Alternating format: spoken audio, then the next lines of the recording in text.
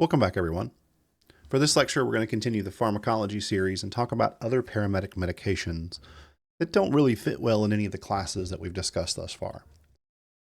As a reminder that medications discussed in this lecture are intended as a brief overview for common medications in the noted area and are for education purposes only.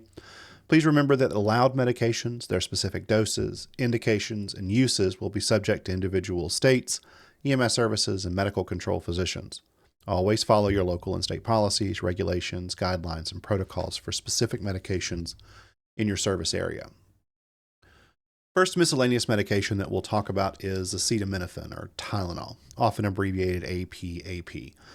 This medication is an antipyretic medication and has mild analgesic properties. It's available as a tablet, a capsule, liquid, and a rectal suppository. There's rarely any adverse effects of the medication unless copious amounts have been taken. You may see it in the pre-hospital setting in one of two forms. Typically, it's in a liquid suspension or in a rectal suppository for fever management in pediatric patients. Another miscellaneous medication that you'll see is calcium. Calcium can be used in a couple of different types of ways.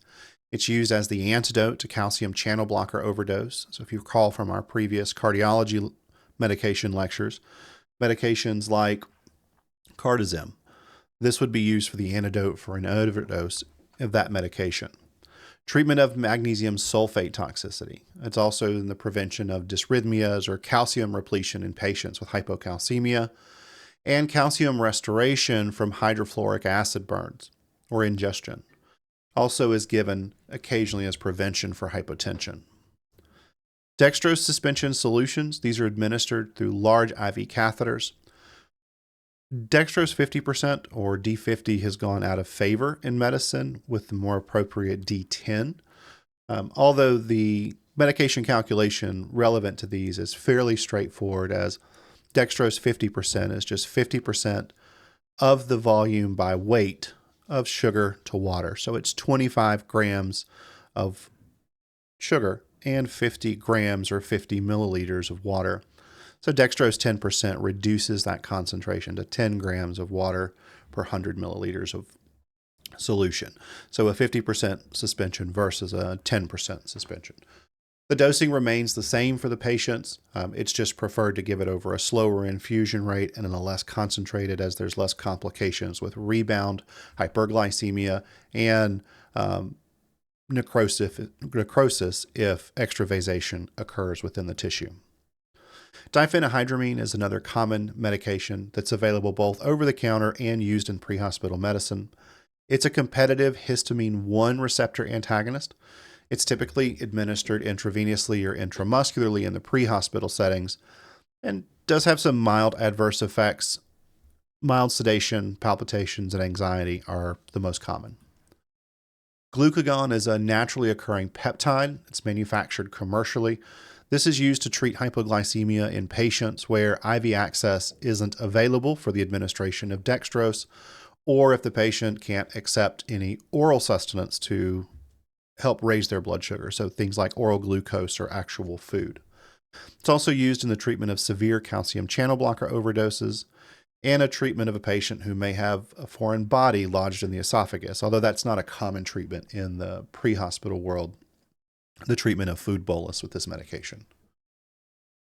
Ketorolac or Toradol may be used as an alternative or an adjunct to opioid analgesic medications. It is a potent NSAID or non-steroidal anti-inflammatory drug that inhibits prostaglandin synthesis. It's typically administered IV or IM, and there's no administration warranted in patients that are susceptible to GI bleeding because of its NSAID properties.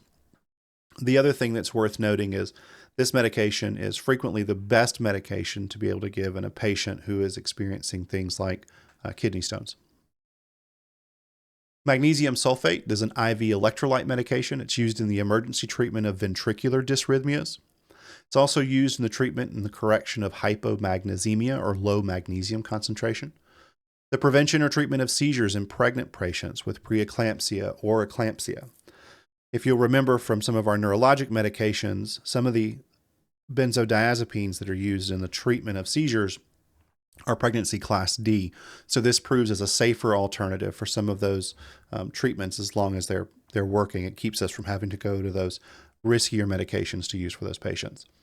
It also replaces magnesium deficiency within the body and can help relax various smooth muscle tissues, and so it's also commonly used for respiratory patients as well.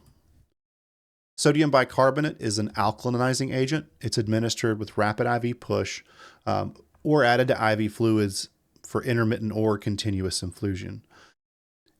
Excessive administration of this medication can cause fluid volume overload, alkalosis, electrolyte abnormalities, as well as cerebral and pulmonary edema. We don't often give sodium bicarbonate unless it's a known state of metabolic acidosis in EMS any longer. That's because the previous indications that we would give sodium bicarbonate for example, prolonged downtime of cardiac arrest prior to EMS arrival, is a state of respiratory acidosis, not metabolic acidosis. And often the best treatment for that is just ventilating the patient and off-gassing the CO2. And that tends to restore those respiratory metabolic states.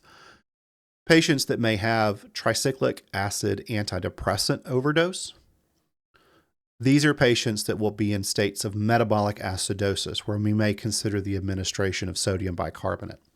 We may also consider it in states of hyper-K or excessive potassium, crush injury patients, or other underlying factors that may be potassium-related toxicity because of the nature of hydrogen ions to follow those potassium ions, thus altering the blood chemistry or pH of that patient.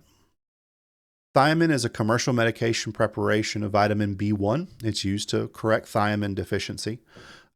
Oftentimes it's given in combination with dextrose in patients who have a suspected malnutrition problem to help correct vitamin B1 deficiency and in the treatment or prevention of Wernicke's encephalopathy. It's unlikely toxic, and the adverse effects when therapeutic doses are administered are not really present because of its state. It's a vitamin.